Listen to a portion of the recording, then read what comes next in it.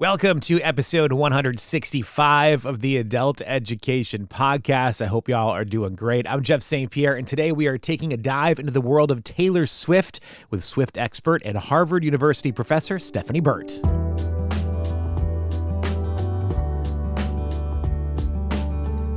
When I went to college, I was so jealous of all my classmates that had the opportunity to take a fun course. Some of my close friends took a course about the history of hip-hop music.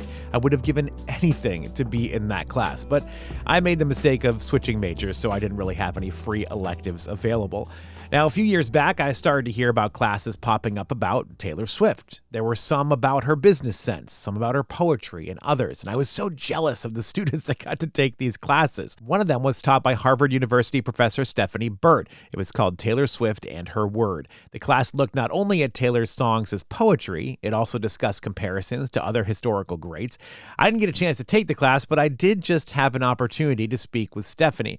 She just released a book called Taylor's Version, the Poetic and Musical Genius of Taylor Swift. Now, this book offers a bit of history on Taylor's career, but it also really dives into her poetic influences and analyzes her songs. Now, I've always been a big music fan. It's the harmonies and the song structures that really catch my ear, though. The lyrics have kind of always been secondary to me. I view the vocals really as just another instrument in the song. So it was a pleasure to hear from an expert about what I've been missing with some of Taylor's biggest works. In this conversation, Stephanie and I take a look at her latest album, which came out right around the time that we recorded our chat. We also discuss the unevenness of some of her albums and turning points in her career. So I hope you enjoyed this conversation. Stephanie, it is great to talk to you. Thank you so much for joining me and giving me some time, especially when you've got busy personal stuff going on today. I do appreciate that. I've always got busy personal stuff, and I'm, also always happy to, show up and talk to people who show an interest. I'm very interested in this book, and I tell people, like, I came into the country music world. I started working at a country radio station in 2008, so I came in just after she had kind of started to kick the door open in the country world. Yeah. So I feel very attached to Taylor because I was there for those formative years, the beginning years, and I've always been a Swiftie, if you will, and always been such a big fan of her. So I love anything like this, like your book, Taylor's Version, the Poetic and Musical Genius of Taylor Swift. Whenever I can get my hands on stuff like this, I'm like, please, I want to be a part of this story even more than I already am. Well, thank you. I feel like I should be interviewing you. I don't know. You've got some great insight into this that I probably don't have, but I think it's always enjoyable to relive some of the experience that I was lucky enough to have, playing foosball with Taylor Swift backstage at concerts when she was still, kind of a growing artist, if she ever was a growing artist, when she was still a growing artist. Oh, she was a growing artist. She sang about it. And I mean, in some ways, she's still a growing artist, which is part of the point of the new album, which I love most of. Mm-hmm. I was surprised at how many people didn't like the new album until I remembered that with the exception of Folklore, every one of her albums has had haters and doubters and people who were like, yeah, she's really fallen off. Everyone. Now, this one maybe has some more haters and doubters, but it is a phenomenon with which Swifties are familiar, and I think this one's going to grow on people as well. And it's uneven, but, so is Reputation, so was Lover, certainly. So are almost all her albums. There are some weak tracks on Folklore.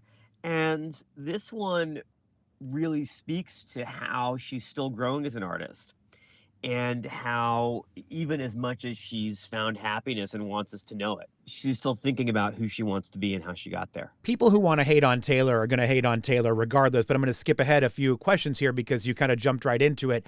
The recurring theme I'm finding with some of the hate this time around is I think there are people that are still expecting Taylor Swift to write songs about being a 16-year-old girl and not about being a 35, 36-year-old girl or woman, I should say, that's in a relationship, that's engaged, that has found someone that she loves. Like, I feel like there are people that are still like, well, whoa. You can't change what you write about because this is how I used to like you, Well, that's right. She is, on the one hand, telling us that it's okay to change. On the other hand, she is telling us that she hasn't changed that much. You want teenage experience? You want teen angst and songs that don't seem like she went to Sweden for them or started listening to R&B or, went outside her country pop. Ruin the Friendship is right there. It's one of the greatest songs that she's ever written. It is centrally about high school experience. Now, it's about remembering it, not about having it. But come on, it's really hard for me to imagine how someone who would agree with me that Speak Now is a terrific record or that Red is a terrific record could listen to Ruin the Friendship and not put it right up there. Oh, for sure. I mean, I Now, think with every album that's come out, you can always find those pieces that could fit somewhere else in the eras. You know, there's always somebody like, you know what, I think this could be a Red song, or this could be a 1989 song, or, you know, I think you can always find those with Taylor, and I love that. It's the nuggets of, here's what I used to be, but here's what I am now. yeah, she's showing us not only herself growing as an autobiographical songwriter, but also who she could have become if things had gone differently. A lot of Midnights was about that, right? Midnight Rain was obviously about that, and she's doing that right off the bat with the new one. The Fate of Ophelia, which I like very much, is not just about how Hamlet's pretty cool. It's about how the story of Ophelia in Hamlet is the story of someone who's just not getting help. And, you know, not coincidentally, the story of a girl, because Ophelia is a girl. She's not a woman, really. It's the story of a girl who grows up with a lot of privilege and doesn't quite know what to do with it, and unfortunately throws herself at a tortured poet who would rather make a big mess and then complain about having to clean it up, and would rather just sort of be the main character than pay the kind of attention to his girlfriend that she deserves. When you read Hamlet that way, and when you hear that in The Fate of Ophelia, which is also a masterclass in the difference between the sound of words in a poem and the sound of words in a song, right? Because you never say the fate of Ophelia if you weren't singing it. It really shows you how different syllables become and sounds become in Taylor's kind of melody-oriented songwriting. So besides doing cool technical things, one of the things that Fate of Ophelia is doing is kind of telling you another reason she's into Travis, right? Because he's not a tortured poet. He's not a writer. He's not a singer. He's not an actor. He is an entertainer because he's a talented podcaster, but that's just him being himself with his brother in front of a mic. This is a guy who is the right guy for her, she believes, and, you know, she's the expert for a lot of reasons. One of them is that he's got a big, hard, reliable body part, which is a different song. Yes. But one of them is that this is someone who's not going to get distracted from his fiance by the major poetic revenge mission that the ghosts have brought him, right? Because she's dated people like that. She's dated a guy like that who seems to have been just a jerk. And she was in a relationship for several years with a guy who was maybe not a jerk, but who had such an artist's soul, as it were, and who apparently struggled with leaving the house and was not what she needed.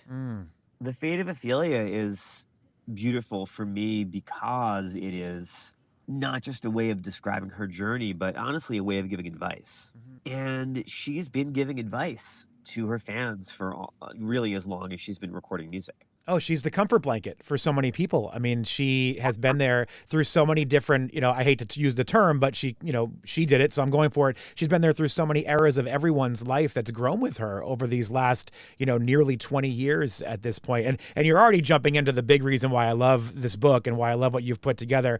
I've always been a music and harmony fan over lyrics. I mean, I couldn't tell you half the lyrics for my favorite songs that I've ever heard in my life right now. But reading your book, you are taking me into the world of the song deeper than I ever was. And that's what I really appreciate, because I have my feelings about songs and songs that touch me, but they touch me maybe in a different way than someone with that poetic heart who's finding the deeper meanings of these lyrics. That never grabs me, but I'm like, man, that harmony going into the bridge, that has hooked me and I am in forever, Thank you so much. That's one of the best compliments you could have given, if not me, then my book. I'm so glad you liked it that way. And that really was one of the things I was trying to do. There are artists and there are musical pieces that I admire for reasons that have nothing to do with the words or little to do with the words or in some cases they don't have words, right? Some of my favorite pieces are string quartets. Sure. But and then there are artists like Alex Chilton from Big Star, who is fine as a lyricist, but he actually said in an interview somewhere, it's in the 33 to Third book on Radio City, that the only reason he bothered to write lyrics and sing was that the kind of music he wanted to make required lyrics, that lyrics were an excuse for writing pop songs. I am not the kind of person who could write you a good book on Alex Chilton or on Joni Mitchell, for example, because she's someone whose lyrics are at their best wonderful, but who is just bizarre harmonically. And if you can't just hear jazz chords and name them, you're not someone who should be writing about Joni Mitchell. One of the reasons why I not only love listening to Taylor, but love writing about her is that she's such a great example of the songwriting art, of how the words fit the music and why the words matter with the music. And the things that she is tremendously good at, the things that stand out in her work, happen to be things that I am competent to write about. Right, their words and their melodies and their ways that she uses existing pop textures and arrangements. I know what a 1-4-5 progression is. I know what a 1-6-4-5 is too. I can play the piano, but I don't have the kind of sophisticated ear training that I tried. It didn't take. I'm just not that good.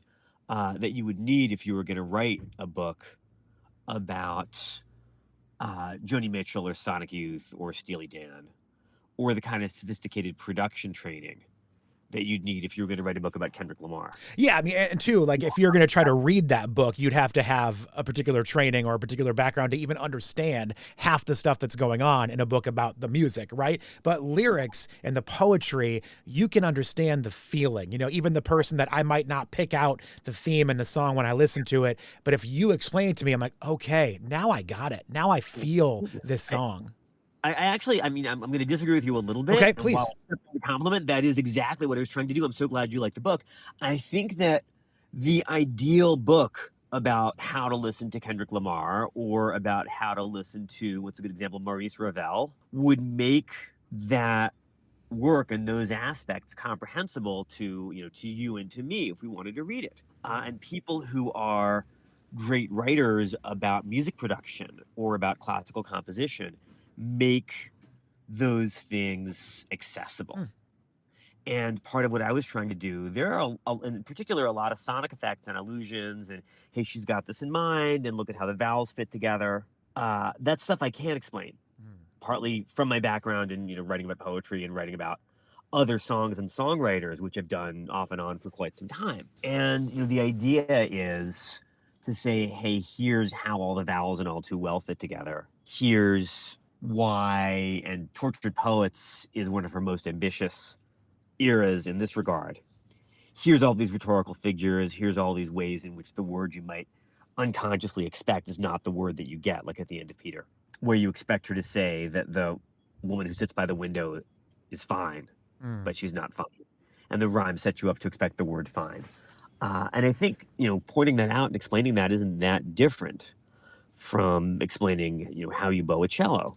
It's just that I know how to put the words together, I hope, and I can make that clear, and I don't play the cello. That's a valid point, but I think you do a great job at painting it for the layman, if you will, and people like myself. You brought up All Too Well, and I want to get into that because I think that's one of the the most famous Taylor Swift songs. And when I look back at the career and the span of everything she's done, I kind of feel like that Red era and All Too Well in general is kind of the turning point. Like that's almost like the moment to me where everything clicked for Taylor. Like she's had obviously great stuff before then, but that was like, I remember hearing that song for the first time. One of her record label reps gave me a chance to hear the album before it came out. And when it was done, I took the headphones off and I just said, All Too Well is the song on this album. And he told me I was crazy and no one's going to care about that song. And now looking back on it, like that to me is the moment. Like that's the shifting gear of Taylor Swift. I would not argue against that. I think she knows that it is a peak and a turning point. I also think that if you are a songwriter, as opposed to, God help us, a screenwriter, you want to do this a lot. And once you've done something that good, you want to do something that is almost that good, that's different.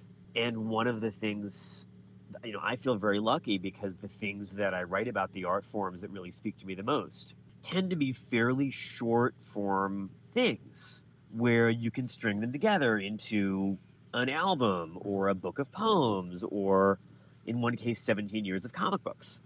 But they do come in these units. So you're not relying on an artist to do something perfect that takes 10 years to make and can't be seen segmentally.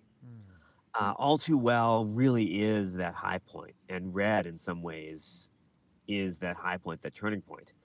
And then she keeps doing amazing things, and each era, she is challenging herself to do something that she hasn't done before. And in most eras, she does it.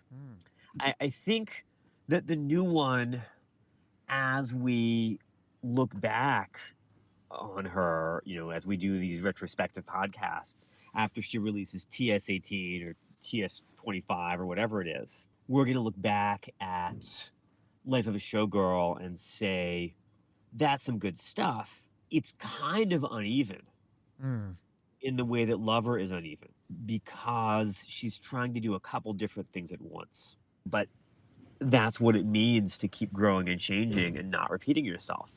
And she's only repeated herself, I would say she's only repeated herself sonically once, which was Speak Now, where she had very good reason. I think Evermore does not sound like folklore, and there's a chapter about why in the book.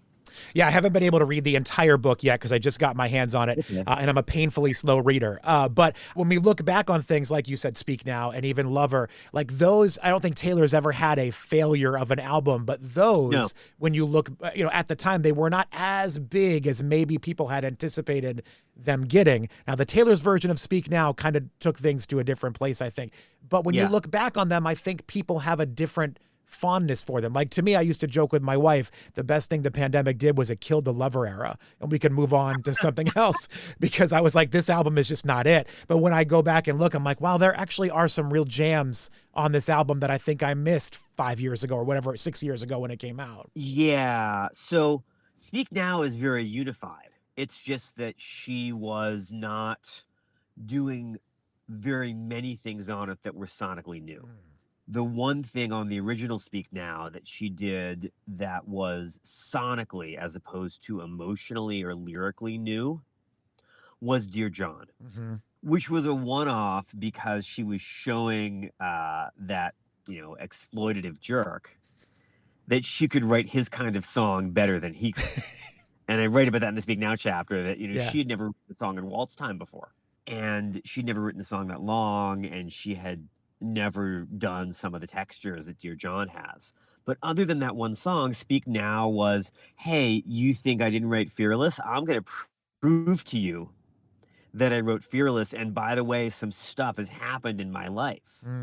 And I think that Speak Now it's an album I listen to all the way through. I don't think there are any skips on it. I have some problems with Innocent. The Innocent is honestly a skip at this point. But only now that we sort of know more about what happened. But Innocent is really the only skip on Speak Now. I think it's really unified. Lover is just all over the place. Yeah. I think she knew it was all over the place. And I think when you see the publicity and the iconography and especially the videos around Lover, what you see is that she was someone who was trying to make an album about being in her happy place, and her happy place was London. But it was too good an artist to do that for 8 or 10 or 16 tracks at a time.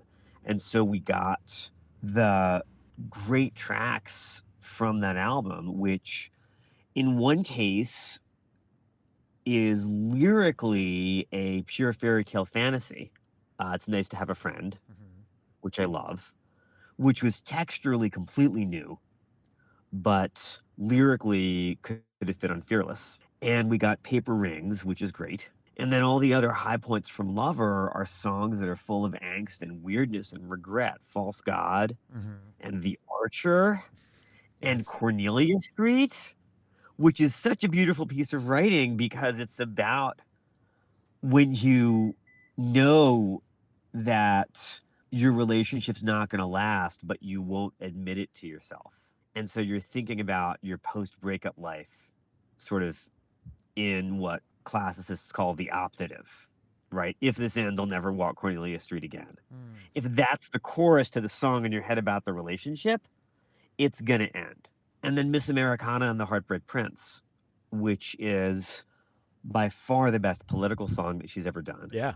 And there's just so much in there. And I want to say that is the all too well of that album. And if you want, we can talk about mononormativity. Yeah, tell me more about that, because that is something that I made a little note of, but I don't know enough about it. So I'm just going to say, you go right ahead. Let's talk about it.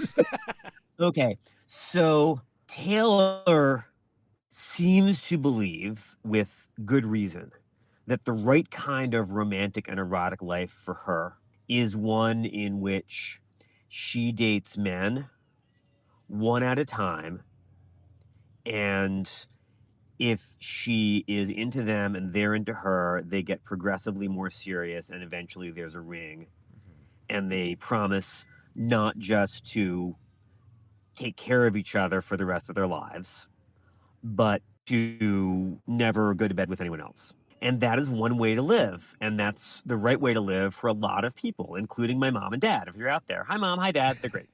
But for a lot of people, that is the wrong way to live. It's needlessly hurtful. And a lot of people think that they need to live that way because there's no other way. And there are lots of other ways. And mononormativity, if you study sex and gender and relationships, is the name that we give to the idea that everyone should be monogamous. If you're serious about someone, you can't go to bed with anyone else. And you probably shouldn't get super attached to anyone else. And if you're into them enough and they're into you, you promise never to go to bed with anyone else. And if you go to bed with someone else, then that's terrible and it's all a train wreck. That's one way to live. Monogamy is one way to live. Mononormativity is the idea that everyone should live that way. Right. And that does a lot of damage. A lot of damage. I think that, and I'm going back to the Lover era, mononormativity, the idea that you have to find the right guy, and there's only one. Mononormativity and the idea that if you're a girl and something's wrong, you have to find the right guy and he'll take you away and he'll save you. And the right romance will save you. I think her songs know that those are dangerous ideas. I think her songs know a lot about how to be a girl who dates guys and be really into your guy. And I think her songs know a lot about how to own all of your complicated feelings about friendships, about romance, about sexual attraction and having fun in bed, and the ways that romance and having fun in bed are related, but they're not the same. And I think her songs, at least when I listen to them, which, I do over and over with great pleasure, show the rewards and the perils of trying to live in the way that, classic straight people love songs tell us to live. One of the things I like about her greatest love songs, which extend from You Belong With Me all the way to Eldest Daughter on the new one, is that her idea of romantic and erotic joy is not, I give the keys to my life to this guy. It's not, I become a satellite of this guy and I go where he goes. It is not subordinating yourself to your future husband at all. It is finding the guy who will be there for you so you can be there for him, so that you have a sense of mutuality, of being in this together for each other. You belong with me, not to me. We're going to go on the Ferris wheel and enjoy all those dumb things and have our feelings together. And, also, if you're into that sort of thing, a guy who happens to have a redwood. You know, when she first started dating Travis Kelce, there was all the conversation about, I feel like I could have this conversation with you, but there was all this conversation of why would Taylor Swift want to date this guy, you know, this sort of quote unquote meathead, this football player, right? And my wife and I were talking one night and I was just like, you know what? Taylor's only ever really dated like artists, actors, musicians. She probably just wants to get banged by a big athlete. Like that's where she's at right now. And then this album comes out with the song Wood, and we just listened to it and we just all laughed. We were like, this is exactly what we were talking about. I'm with you except for the word just. Just, okay, sorry. We'll take the word just out. Yeah, no, I mean, I think about this a lot because I get asked this a lot by Swifties and by non-Swifties, right? Why is she with him, right? And, for whatever reason, they're really into each other. Mm-hmm. And it does look like the sex is, at least sometimes, awesome, and it's the kind that she wants. And Wood is not one of the standout tracks for me on the new album because I think musically it is just too close to I Want You Back. Sure. And there is no song in the entire history of pop music that can withstand being compared that closely to I Want You Back. Yeah. But lyrically, she's owning her sexual pleasure for an audience that has not been taught to own or describe or seek or ask for sexual pleasure. And she's being a sex educator, and I love that. Mm. I also think when I look at the way she describes that relationship in other new songs, Opalite comes to mind. And I love Opalite. That's an ABBA song without being a specific ABBA song. Mm-hmm.